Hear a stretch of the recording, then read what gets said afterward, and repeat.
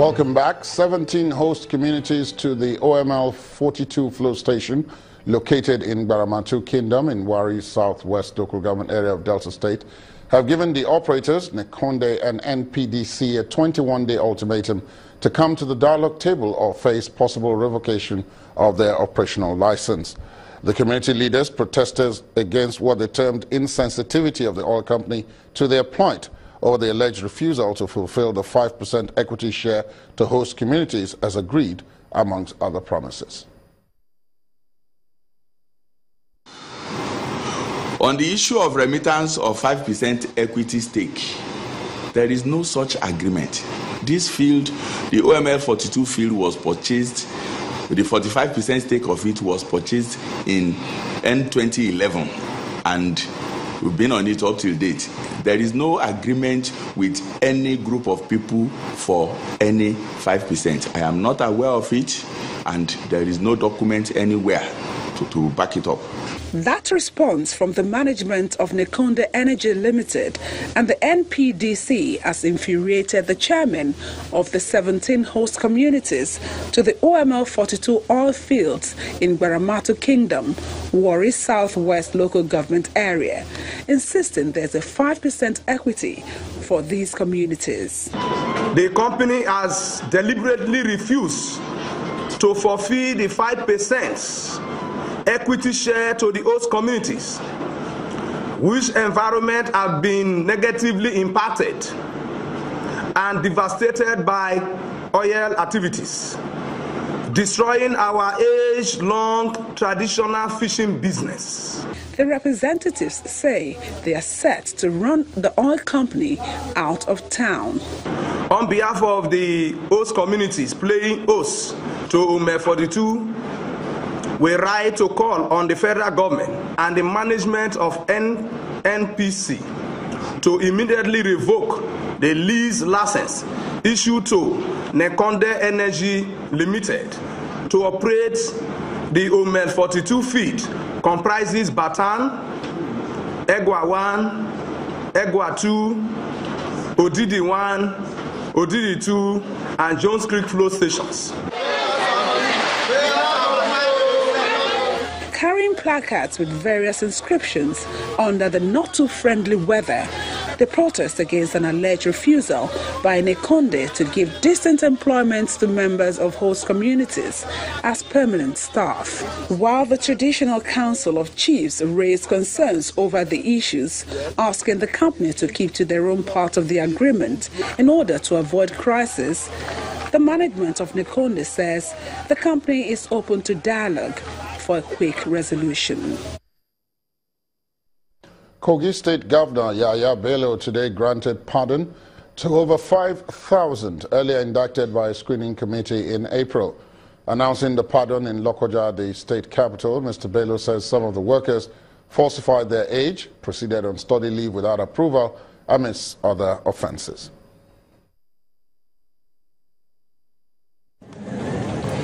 Absence from work to participate in one-year NYSC program without approval. The same disciplinary action is what was prescribed by the PSR. Dismissal. Governor of Kogi State, Gov Bello, while announcing the report of a screening exercise and the attending punishment sometime in May.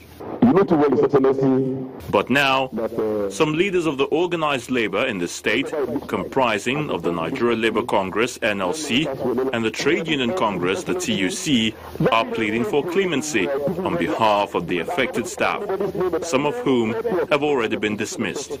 His Excellency, we want to sincerely appeal to you and to remind you that ordinarily, sir, you have already granted pardon completely on the age. His Excellency wants you to make it very clear today, so that let it be on record, that you have granted pardon to those people who have age problem in every ramification.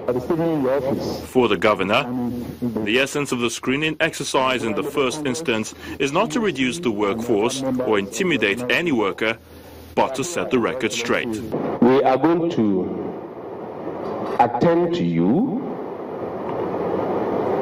on the basis that you go to work. Your problem, you want clemency for everybody.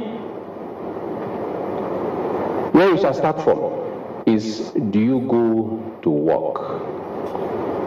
If you go to work, we now know that yes, if you have problem, we shall attend to you.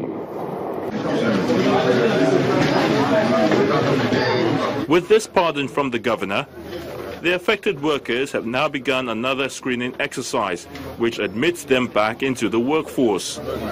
However, this is coming with the proviso that the best interest of the state should be considered in their future endeavor. It appears to be exciting times for Glo subscribers as the telecoms giant rolls out 2 new products, the Glo Sharp Sharp e-Top-Up and the Glo Cafe app.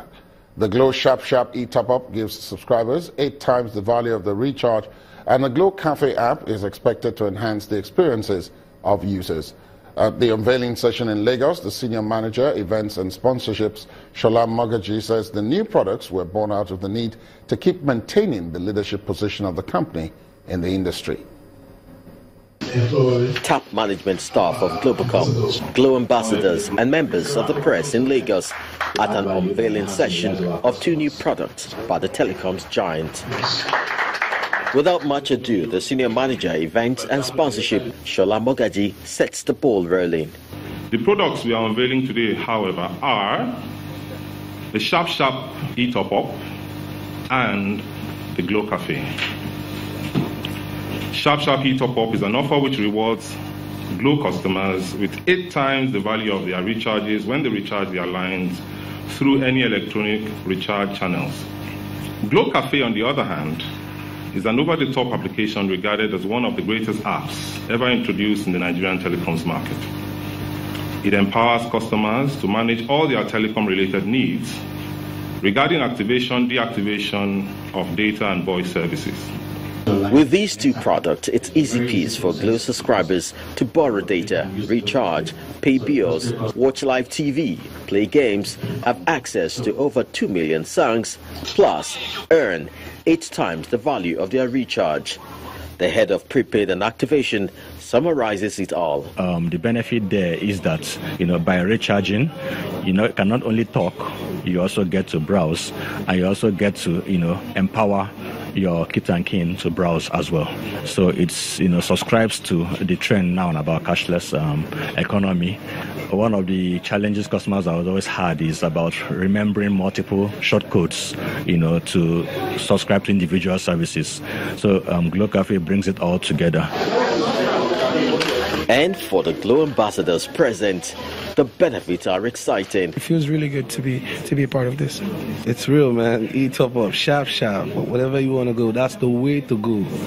To enjoy the product, Glo subscribers are expected to download the Glo Cafe app or by simply recharging with Glo e-Top-Up. Time for the business news of the day, and here's Anne.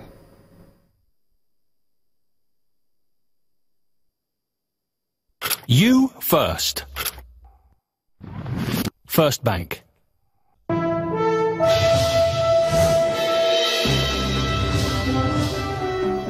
Thanks a lot, Laddie, and welcome to Business News. It appears the devaluation of Nigeria's local currency over the high rate of foreign exchange has provided more opportunities for some sectors of the economy.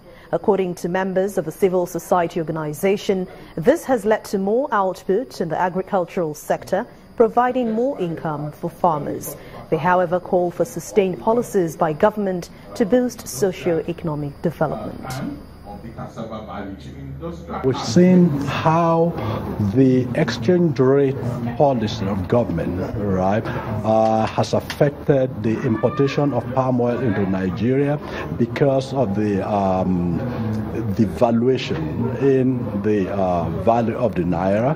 It's become very expensive to import palm oil into Nigeria, and therefore that is driving increased local production in that increased domestic production in that value chain. That is one thing that we are seeing. The other thing is that it's increasing demand, because there's increasing demand in the marketplace also to substitute for importation.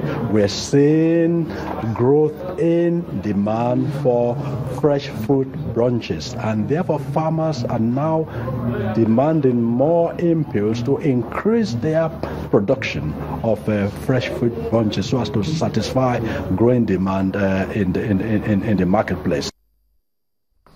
The recent review of the 10-year sugar master plan by Nigeria's Sugar Development Council has revealed a number of challenges faced by operators in the industry as they move towards achieving the target set for backward integration by the year 2023.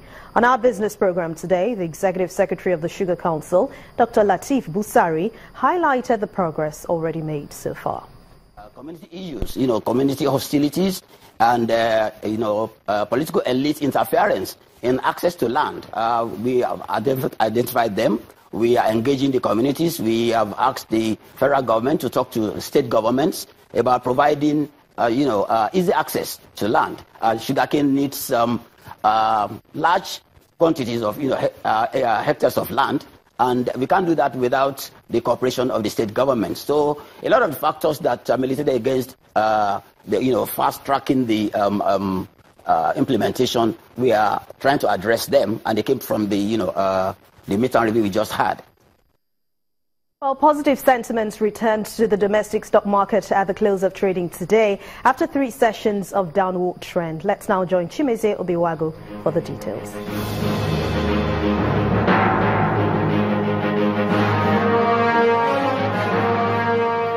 Hello and welcome to the Stock Market Report. The bulls managed to get themselves back into the equities market after 3 days of bearish sentiment. Today's trading session was in the negative up until a minute to the close of trade, when the index made a reversal into the green to close sunny side at 0.16%. Dangote Cement was the game changer in all of these after adding $1.93 to its share price. This performance comes a day after Moody's assigned BA3 credit rating to Dangote Cement, 1 notch above the Nigeria's sovereign ratings. All sectors gained today except the consumer goods, which lost 1.13%. On the price movement chart, O&O gained the most, up 4.97%. Mayor Baker is top on the losers chart, leading by 9.4%. Transaction value increased further to close at 3.6 billion naira, but the volume was lower than Wednesday's close at 168.5 million shares. As the half-year reporting season draws closer, bargain hunting from foreign portfolio investors is seen to have resumed, and the traders are hoping for a better Friday. And that was the Stock Market Report. I'm Chimezie Obiwagu. Thanks a lot, Chimezie. Over now to markets across the globe, where major stocks closed mostly in the red after investors digested comments from U.S. President Donald Trump on North Korea, plus minutes from key central banks. Let's check out the numbers.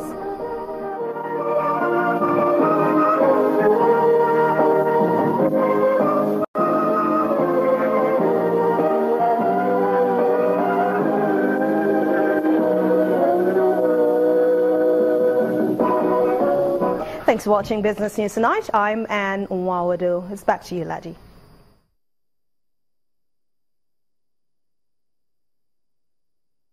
You first. First Bank. Thank you, Anne. As more government officials in Lagos and Ogun states attempt to find a lasting solution to the serial killings by a suspected cult group, popularly called Bado, the Ogun State Police Command is warning residents against jungle justice. The Police Commissioner, Ahmed Ilyasu, handed down the warning in Ogijo, a border town with Ikorodu, where 2 suspected members of the cult group were hacked down and burnt by irate youth. The activities of the Bado cult group in Ikorodu area of Lagos is alarming, with series of attacks and killings on defenseless residents, including children. In the early hours of Wednesday, residents of Anibaba Street in Owode Weybridge woke up to the news of another attack of this dreaded group in their area. The engine oil they are putting for their body, you see the mark, how they enter the church. Leaving this worship center without hurting over 10 worshippers fast asleep within the premises, the cult group moved to another church on the street, killing 2 infants and a mother with a stone, while the other mother is still battling for her life at the general hospital. Jungle justice now are occurring scenes across Ikorodu communities. Residents now take laws into their hands, lynching and setting ablaze persons suspected to be members of the cult group, an act the police say will not be tolerated. We must do what is required by law, not going into what we call jungle justice.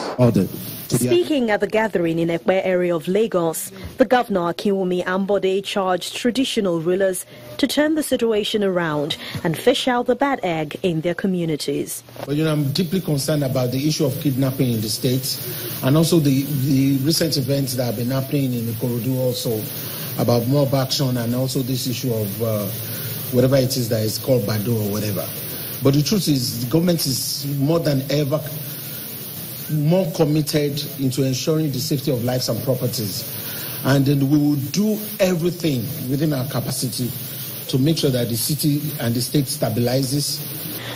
With the spread of this cult group to other areas and boundaries of Lagos, observers say it is good for the police to act now and intensify the principles of community policing while gathering intelligence for action.